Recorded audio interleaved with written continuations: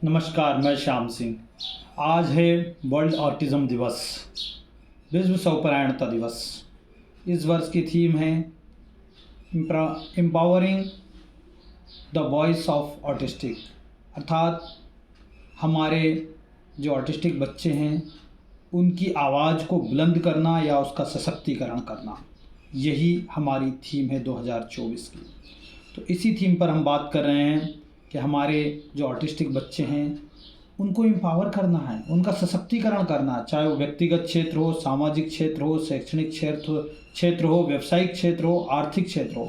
प्रत्येक क्षेत्र में हमारे जो ऑटिज़म के व्यक्ति हैं उनको सशक्त करके उनका समायोजन करना है, समाज की मुख्य धारा में लाना है। तो सबसे पहली बात है स्वीकारता लानी होगी समाज में कि हमारे ऑटिस्टिक बच्चे भी समाज का एक अभिन्न अंग है और ये भी बहुत कुछ कर सकते हैं। आवश्यकता है तो अवसर की, आवश्यकता है तो उनके साथ कदम से कदम काम मिलाकर करने की। हमारे ऑटिज़म के बच्चे भी बहुत कुछ कर सकते हैं।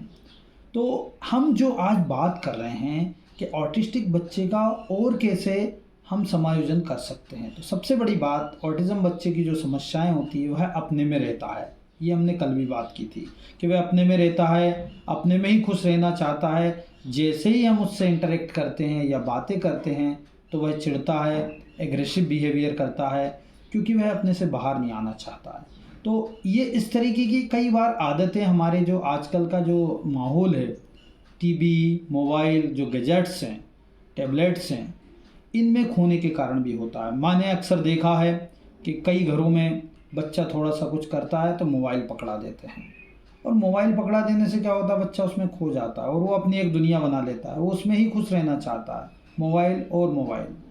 तो हमें ये ध्यान रखना है कि उसे इसकी आदत नहीं डालनी है। हमें अधिकतर रचनात्मक कार्यों में, क्रिएटिविटी वर्क में लगाना है, चाहे वह पजल जमाना हो या उसके साथ क्रियाकलाप करना हो, उसके साथ बातें करना हो। हम जो भी कार्य कर रहे हों, जैसे कि मम्मियाँ सब्जी काट रही होती हैं तो सब्जी को उनके हाथ में दे दें और उससे जैसे प्याज और आलू को शॉर्टिंग करवाना है, इस तरीके के कार्य उसे देते जाएं ताकि वह व्यस्त रहे। तो अधिक से अधिक उसे व्यस्त रखिए ताकि वह अपने अंदर ना जा पाए और सोशल इंटरेक्ट करे और प्रेजेंट में रहे।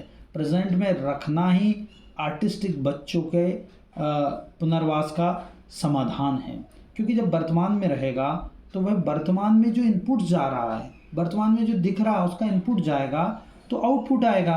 अब बच्चा अपने में रहेगा तो उसमें इनपुट कहाँ जाएगा, उसमें कुछ जाएगा ही नहीं। जब वह ग्रहण ही नहीं करेगा तो बताएगा क्या। फिर हम कहते हैं बच्चा कुछ नहीं करता।